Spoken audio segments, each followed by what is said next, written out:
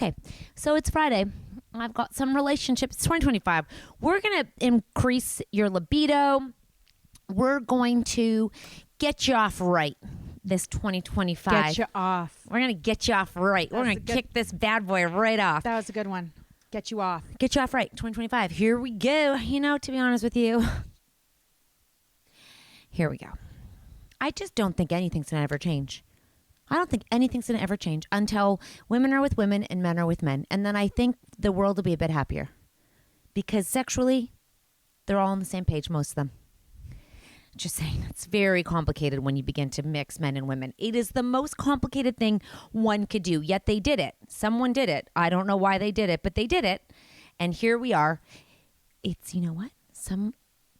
You know who the person up there, whoever you believe in, was a therapist. So they're like, so they can make money. Yeah. Do you think like in the caveman days they had sex for fun or just for procreating? We'll never know. However, this is a deeper conversation than I feel we could get into, but I do feel like animals are the closest thing to cavemen. And if you look at them, they do it for fun, right? Well, we've never lived so long. Right. So they didn't do it for fun. Only a few do it for fun. Only a few animals. Yes. Everyone else does it for procreation. However, we live long now. Before they do it it for was procreation, but they also like just... And we never had so much medical intervention. So you weren't just having babies like right, left, and center. Do you know what I'm saying? So they were trying. They would try. It was great for the guy. Guys love trying. Such a fun game. There are 7 non-negotiable rules of marriage. I'd like you to see how many you do of these 7 and if you believe in Says who? Yeah, okay. And if you believe this in is Psychology Today, okay? 7 I'm not just pulling this from a website. Well, I am pulling it from a website. Non-negotiable rules? Non-negotiables. Like you cannot negotiate these. Okay. Okay? Okay. I should have turned off the heater, but I didn't. So non-negotiable. Give me one that you would think would be on this list. Just give me one. You can't hurt each other physically? Oh, that's not what we're going for. I just, like, off the top of my head, I couldn't think of anything that would just apply to everybody without, like... That's a non-negotiable for life. Okay. Don't let someone hurt you. Don't hurt someone physically. Okay. That is life rules. Okay. Okay. Unless they're your siblings, and then that seems to be a... Like, this should be? Well, no. This is if marriage is one of life's greatest adventures. Yeah. But it can sometimes feel like exploring uncharted territory. Fortunately, research offers us a roadmap in a world where the right way to do marriage seems elusive. So the psychology research unveils 7 essential ground rules for every committed couple. With these rules, couples have an access to a blueprint for building a happier, more fulfilling marriage. Here's how to ensure lasting love. Okay. Communication. Okay. Is it not on there? I don't know. I haven't read it yet. I'm going to go with you. Communication, respect of each other's opinions. Well, should we go through it?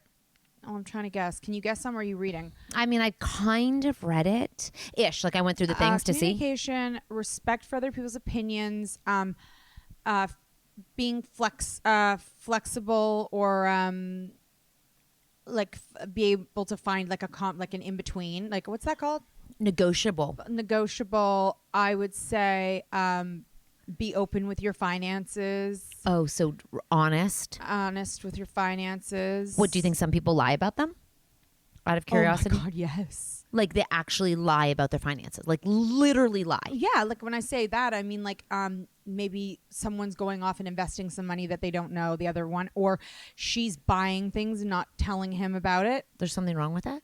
No, I'm saying I think that one of the rules would be to be honest. So I have to tell him every time I buy something? I wouldn't say every time. Yeah, when? Like if you go like open with finances and budget and like accounts. Like someone's not going into debt and the other one doesn't know. Right? Fair. I mean, but if I'm buying an electric toothbrush, I'm not telling him. Because I make money too. Yeah. Like I'm an adult. No, I grew up. I think I'm gonna open with your finances. Open with the budget. I don't want to ask to spend something. Never. I want to just spend it. Of course. Okay, good. I was like, okay, let's And just make sure then, that's our rule. Do you have a rule? Well, I would definitely say, tell me if we're in debt. Money for you. Would be a rule. Another rule would be, Be fun. that would be great. Be Rule. fun and like do things for me.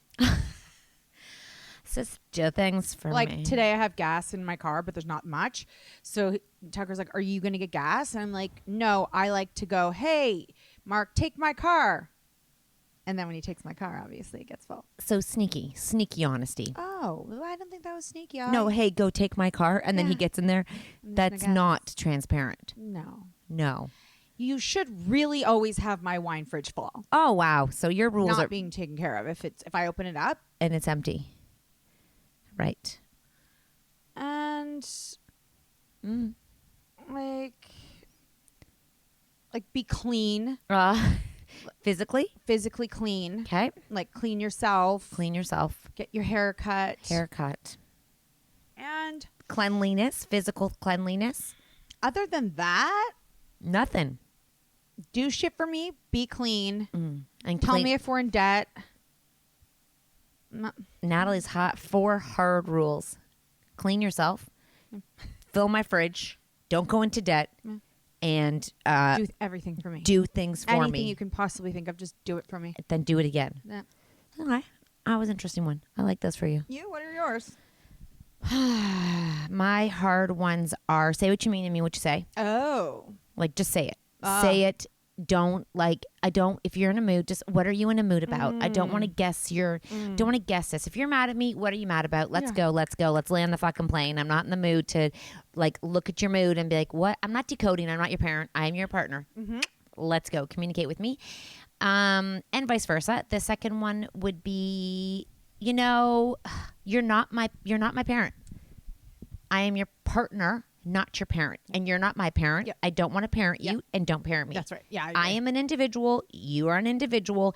And then we are married. Yeah. But I am me and you are you. We are a we, Don't tell me but what not to do. a we. Don't tell me what to do. No. No. I can No. tell myself what to do. I'm a grown up. Yeah. I would say the other one is, stay in your lane and I'll stay in mine. Mm-hmm.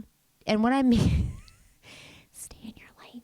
Your lane, I think we have lanes in marriage.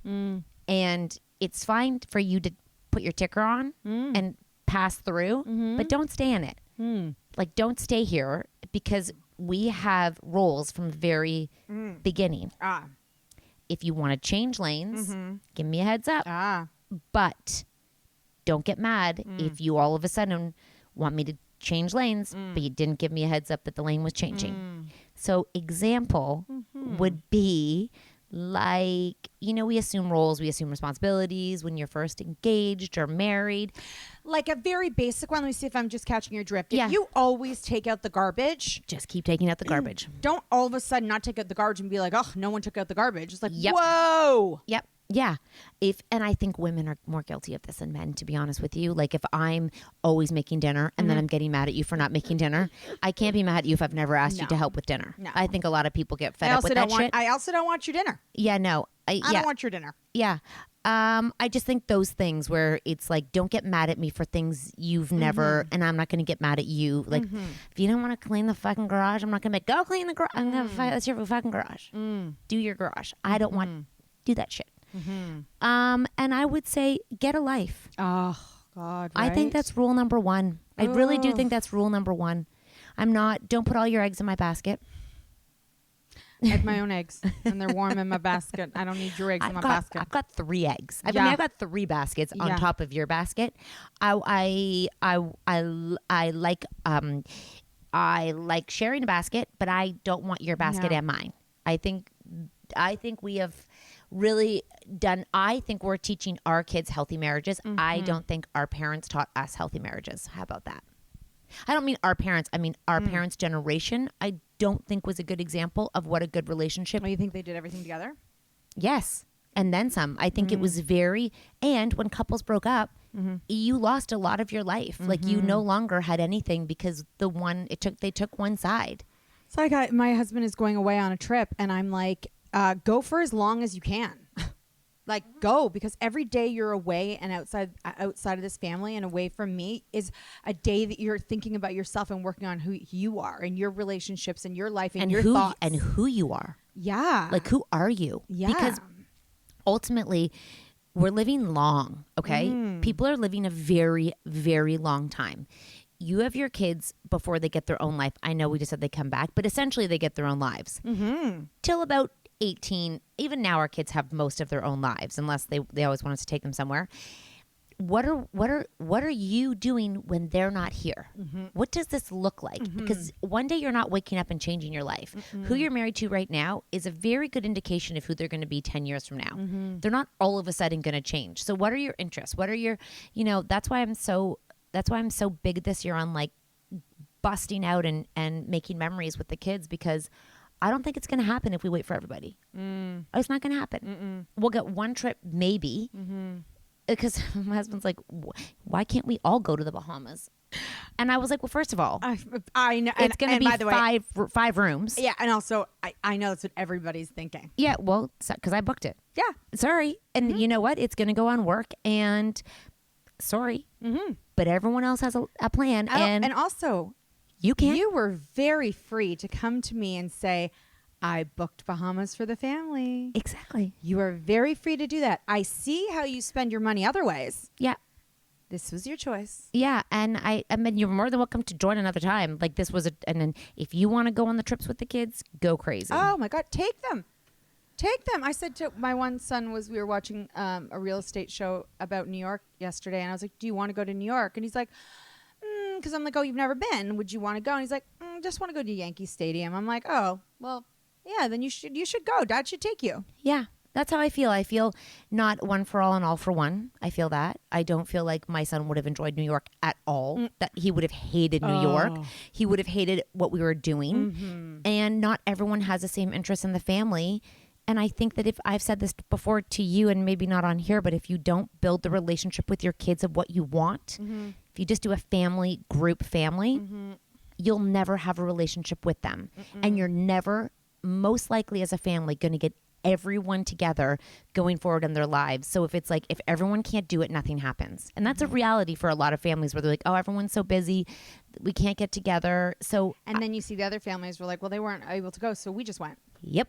And I think when you have more than one or two kids, you kind of have to really start to, you can't wait, because if you wait, especially when one of your kids is in high achieving sports, they just can't take the time. And when we did do that last year, which we're going to do again. We're going to do family trips again. I don't know when. I don't know when. They asked me, when are we going to do a Florida house again? I was like, well, we were rich back then. No, but there's no really time. Fun. But we booked a trip for everybody, and we had a million complaints. Yeah, I have exams. It was not easy. Anyways, it worked out, and it was great. Yeah.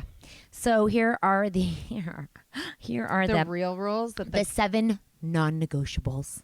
There was the Cat Nat rules. Now there's the non-negotiables. Just making sure everything's going. Should I check that one, or you think we're okay? I think we're fine. Actually, I like this one. These are unique ones. The ability to turn the downs into ups. Marriage is not devoid of challenges. It's how couples navigate them. The research underscores the significance of handling problems and conflicts with resilience and teamwork. So you're not getting mad. You are sort of turning. You're looking at probably the situation and not being like, if you have to rescue the person in the problem, that's probably a really terrible thing, because problems are going to arise. That's a thing people should look at dating. How do they handle problems? Smash a pickle jar. That's a good one. Yeah, can they turn? I have another example of one. What is it? You know this, but I had planned for everyone to go. My sister-in-law was in town with her kids, and I had been responsible to book iFly, where the kids fly inside of the tunnel. So I booked it. Yep.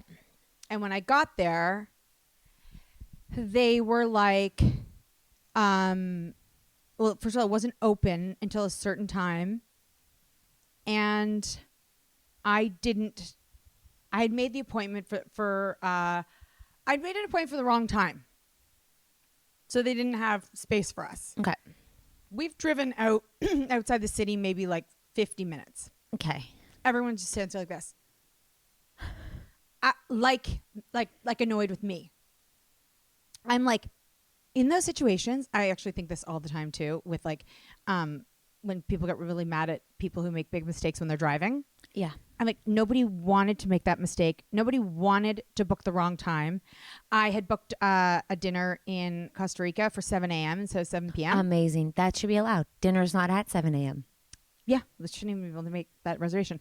So I'm like, okay, we have a problem. How are we going to solve this? Because getting mad at me and being annoyed is just like, because they're like, oh, you should have double checked. I'm like, but here we are. Why didn't anyone else double check? And here we are. So I have got an idea. Let's go to the jump place until our appointment's ready, and then we can do this. But it's really just such a simple choice. Yeah, it's called seeking solutions. Seeking solutions, double S. Because in reality, you can't change what had happened. You can change the way you behave towards it. And, we try and tell our kids that all the time, too. Like, it's like, maybe men maybe are more like us. Oh, fuck. Oh, shit. Oh, God. Oh, not again. Oh. Or, all right, well, it happens. And it will continually happen, too. That's a guarantee in your life. That's a guarantee. Shit's going to happen all the time. Guarantee. But then there's the people that are very much like, that's very annoying that you don't care that there's a problem. It's like, it's not that I don't care. I just can't change it. They say challenging situations, when you seek solutions, can be opportunities for growth and bonding. Absolutely. Seek solutions. Don't seek the problem. Yes. Don't underscore the problem. Seek the solution. You know what? I give that one 10 out of 10. Yeah, because you can feed the problem. Yep. Or you can pivot. Activity, creativity, and imagination. Second rule. So do things together? It highlights the importance of engaging in enjoyable activities together, creating a unique universe of shared experiences. Travel. This ritual makes you laugh. It's better communication. I mean, I don't know where people are having the time to have a unique activity outside of children right now. Like, I really am struggling to think about what my husband and I go for lots of walks together. But that's not a unique activity. And I wouldn't say that's an overly fun activity. I like walking. It gives us a chance to talk without phones or like distractions. And we just kind of walk and talk. And it's like a 45-minute walk. But I wouldn't say it is like overly like, wee. Like, it's nice when it's fun, when it's beautiful out. Well, that's the kind of thing where some people have like hobbies together. They play tennis or they golf or they pickleball and all that. Yeah. We don't have time for those right now. No. I'm not saying never. I don't have time for that right now. I'm not saying never. Sorry. I have time for everything. And you know what? I choose to not spend my time doing activities. There you go. They do say, sorry. Whether it's cooking together, taking walks, pursuing mutual hobbies, or tending to each other's sexual desires. That was just thrown in there. Sorry. Just sender number 2. Yeah. Just thrown in there. Tending to sexual desires. Tending. So, honey, let's tend. I'm going to tend to your sexual desires. Tending. What are your desires? I do like that was a subpart of an overall rule. Like, in there, you could go for a walk or tend to their sexual desires. Potato, potato. All activity. Number 3. Oh, these are big so far. They're kind of good, though. I think they're interesting, though. That's good. I mean, connection, communication. Do you have a good attitude? It's not that complicated. However, when it's done by research, you can believe it or not. I don't think we need to be the ones listening to this podcast, though. I'm pretty sure we could have written it. What's number 3? Tolerating dissimilarity and change. Tolerating. Yeah. Tolerate. Not maybe liking. Yeah. I like that word. Yeah. I'm going to tolerate this. Yeah. You know what? I'm going to tolerate your balding head. He's actually not. That's not he's not balding. I was just thinking. Like, I feel like that's like, it's a part of being flexible. You know what I mean? It's like, it's inevitable. Change is inevitable if you're married to someone. Yeah. And like, don't try and keep everything the same. Be flexible with the way things change and Okay. tolerate it. But Tolerate. I like that word, tolerate. because somebody who doesn't tolerate that would send their husband to Turkey and get hair transplants. Right. That's Then they wouldn't be okay with it. Tolerating. I like that word. So basically, you know it. Just like rather than being like getting stuck on it and being like, ooh, you're tall. And balding was not an example in this solution, this problem. But I do think that You know, I find teenagers like a teenage girl in my house. She her ability to tolerate things is good. well, I mean, people say she's an angel for what she has to deal with in the house, but like I think in maturity she'll be able to tolerate things that bother her more. Like she'll get better at it, but when if she gets it gets over. Tolerate it, and she cannot tolerate what's going on in the house, she is a wild animal. Huh. Yeah, she's always been that way. She probably always will be. Oh. Yesterday, just she was intolerable. She just wanted to pick a fight with Mark and I was just like, you just walked in the door and you just want to pick a fight. You just wanna, I'm not going to even listen to you because you just want to pick a fight. Because both you and her, actually all of you have a very unique ability to hone in on small details in people. You specifically. Like right down to fingernails. So that's bad because you can actually pick. You can find a lot when you zone in on buttons on shirts. Like you have a unique ability to really dial in. And it's also a choice, right? And then there's other things that you don't really notice. Like I think you notice a physical person, yes. I mean, sort of Taylor, like can't tolerate when the boys leave their hockey bags in the living room, or something on the table, or if that's a boy. Yeah, that's us too. Oh my God! It's like they come by it honestly. It's not like they're not far from the tree. Does that make sense? Like the apple isn't that far from the tree. I'm a disaster. I actually thought if I looked around, I'm like, look at my room and then look at here. Like it is exactly my room. I can't expect them to have it. Like, oh no, it's bad. I like this one too because it kind of goes with number 2. Patience, flexibility, and humility.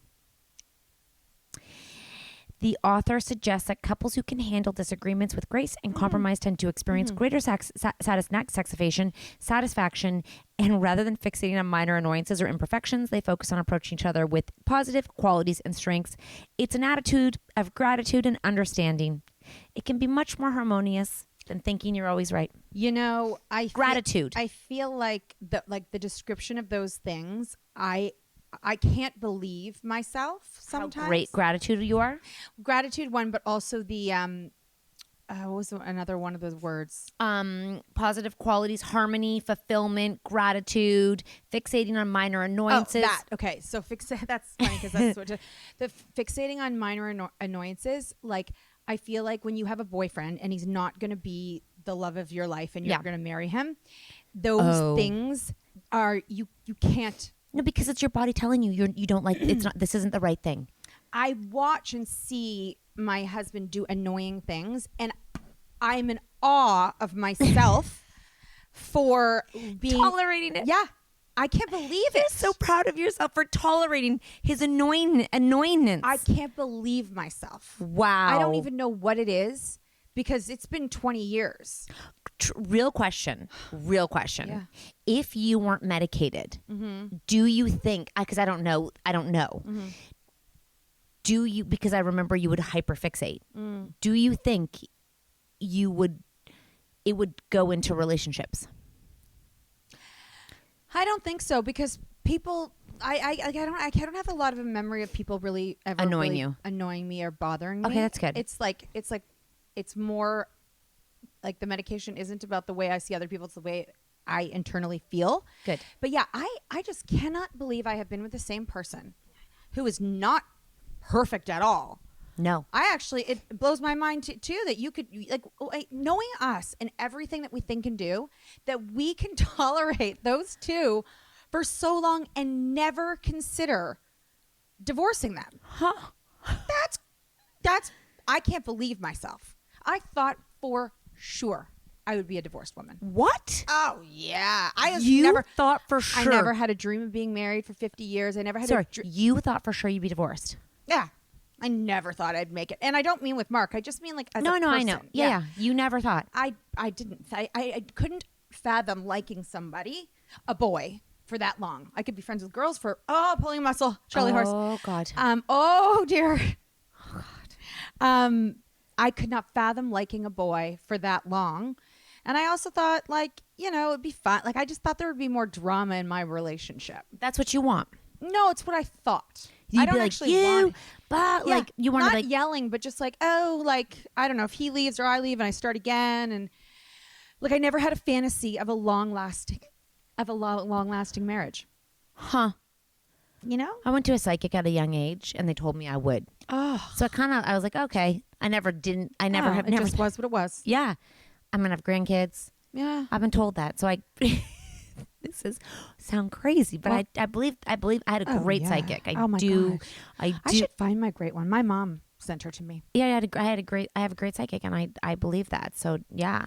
And I also want to tell you what, by you saying you're going to have grandkids, that has nothing to do with you having a long life. But it does But they told me that my you're vision. going to not die before your kids have kids. That's all I see They there. see me like happy with grandchildren, and I'm like, yeah, I've got to like. So you're going to be alive. That's all I hear. Yeah, we're married and alive. They said that. I was like, wow.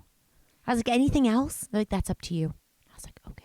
I don't know. Someone must have put a spell on me. Why? Oh, but it's just so weird. I mean, it makes. Oh, like that you're still here. I think it makes so much more sense people who get divorced than people who stay together. I mean, listen, I don't mean to go into conspiracy theories, but like the New York murder, like I went by where he was shot. Like there are still cops there, and still like all the police lines, and like it's right outside the Hilton up in Midtown. And I mean, that he was on the path to normal. You're in a lot of murder. All I'm going to say is, you never know what can happen. Am I going to murder or Someone. be murdered? No, you could murder someone. Yeah. Or you were murdered in your last life. I'm not sure which one yet. I think to myself sometimes, what is I know that everyone's into crime, but that like I'm not. No, not everyone, but a lot of people. It's not like I'm unique. It's not like it's my special quality to be interested in crime. No, it's unique. I don't know. They even turn Hallmark movies into crime now. But I don't know anyone into crime as you right now. Like I know. I'm like, when I talk to people, we don't talk about crime. Right. I'm not like, what crime series did you watch? So I'm curious. And it's lasted kind of a long time. Like I should be over it by now and on to something else. Yeah, you used to like The Bachelor. Now you like crime. Yeah. And it's like it's an addiction. Oh, it's like porn. Yeah, it's like porn. And I want more and more, and I want to hear all of them. And She doesn't stop. She binges. Sometimes I wonder what, like, because there's a purpose for everything. Why you're doing this. Like what in my future will benefit from all of this? Huh. Well, maybe fall in love with a prisoner. I don't know. Well, I'm looking for love after lockup. I really want to see what it's like to marry someone who's been in jail or be married to someone in jail. Wow. Okay, number 5. I could do that. We're on number 5 only. Can you believe this? I could also marry someone in jail. No, I could have a relationship with someone in jail. I know.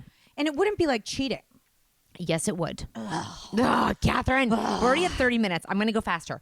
Acknowledging, supporting, and admiring. That's gone a little far. That's a little far. Expressing appreciation and admiration for your partner is essential for a nurturing and supportive marital environment. The study underscores the importance of acknowledging each other's efforts and showing gratitude of the little things. You know, I think that to myself a lot. I think I should say things out loud and point out the good things sometimes. Okay. But I don't often do it. Okay. But I think about it. Like just recently, I appreciated something that he did. Did you say it? No, but I think I could circle back, but I can't remember what it was, but it was something. And I was like, I should probably like point that out. To him and thank him. Yeah. Or say like, that's a good job. Like that was a good job. Like that was a good job. You did a good job there. You know? Don't like maybe a little more emotional. Oh yeah. Like, I appreciate you for that good job. I appreciated. Oh, I know what it was. I think he did a really good job with my Christmas gifts. Like a really good job. Well, now you can say thank you. Huh. Never too late. Like I kind of think I said it on the cuff, but I said it in a way like I was so shocked. I was so tired. I could barely appreciate what I got because I had not slept the night before because I took my 5 Vance at 4:45 at nighttime, double dosed. And let me tell you, that motherfucker kept me awake. Not my husband, my 5 Vance. I woke up and I felt like shit. Anyways, number 6, commitment and dedication. Obviously, we know this one. You know, If I'm living in your house still, I think I'm dedicated to this fucking thing. I think you make a conscious commitment to a relationship. Don't take them for granted. Let them know that you're appreciative of them. Blah. 7, my favorite one, respecting yourself. Oh, yes. Self-respect. Girl. Self-respect forms the basis of healthy relationships, influencing how you perceive and interact with your partner. Do you all hear that? Do you hear that? Mm-hmm. Do you hear that? I hear that. This is number 7. yeah. This which is such really, an- which is really number 1. Like, Because you shouldn't even get into a relationship at all with anybody until you have this. because treating yourself with kindness and compassion sets the stage for a mutual respect and understanding within your marriage. If you prioritize self-respect and self-care in your life, recognizing that your well-being is essential for the health of your relationship, and always ensure you have a positive self-image, allowing yourself to embrace your strengths and imperfections. Only by treating yourself with kindness and respect can your partner offer you the same treatment, because you won't see it any other way. That's huge. Because if you think of yourself, let's say if you think of yourself as like a 2 out of 10, then you're gonna and I'm not saying like looks and like love it. I just mean like I'm just giving a number. Then you're only gonna expect to be treated a 2 out of 10 or less. That's what you're going to see. You're going to, if you think of yourself as negative, Yeah. then anything your partner says, you're going to perceive as them being negative, because if you can't see yourself above a 2, then they must see you as a 2, because you aren't worth nothing above a 2. So when they say something, you're like, if they go do something, then you're like, I must not be worth them calling me to invite me, rather than them being like, oh my gosh, I'm so inspired them doing that, I'm going to go do that. You're not doing something to spite them. Everything you do should inspire them. And I know so many married couples who can't go do things because it would upset their partner. We know this. We know this from you guys at our shows and stuff, because it's like a disrespect to go do something. But if they had a higher self-worth, then they would not see anything you do as a threat. So I've been watching Beast Games, which is by Mr. Beast, and it's sort of like the real life Squid Games, but nobody dies or gets hurt. Yeah. But it's all for money, and they do challenges. And there's this one guy in it who's really, I heard he's really religious. Like, it's a lot about God and stuff like that. So when it got down to it, and you want to vote for people, these girls are like, he won't pick women to be on his team out of respect for his wife who's not here. It's not respectful. That's not respectful. And I was like, I'm glad. Actually, he should pick women for the respect of his wife, to show I can be around women, or and women are just as strong as Yes. you are. You know what? I would want you to have the same opportunity as everyone else. So I am going to bring a woman so we can win, because women are just as strong as men. Isn't that strange? Strange. Wow, guys. Well, I love that article, because you know what? At the end of it, it really is about your own shit. Just saying. Or lack of shit. Yeah, and about tolerance. And the admiration's going a little far. You know, it reminds me so many. I much of when think that people admire people on like Facebook posts and stuff. I think I think admiration is lovely, because so often it's so easy to make fun of your spouse, or to be like, to put them down. I think people put their spouses down way more than they admire them. And I think admire is like, oh my gosh, you're killing it at work, or like, oh my gosh, that's amazing, you can do that. Like, I think if you can have a sense of admire for the way they are, if you admire them for something they do in their life, like you admire them right now for getting up to go to work out at like 6 a.m. You're like, oh my, I can't believe you can do that. In a way, it's an admire, because you're not doing that, and you're like, that's so good of you that you can go do that. That's what I think the admire. It's not like like sitting there and looking at them eat popcorn. No. Oh, he was eating popcorn last night. You know what I mean? Like when they do something hard, when they do hard things, you can admire them for it. Anyhow, we will talk to you all later. It's Friday. Subscribe to the fucking podcast. Go tend to his sexual desires. Nah.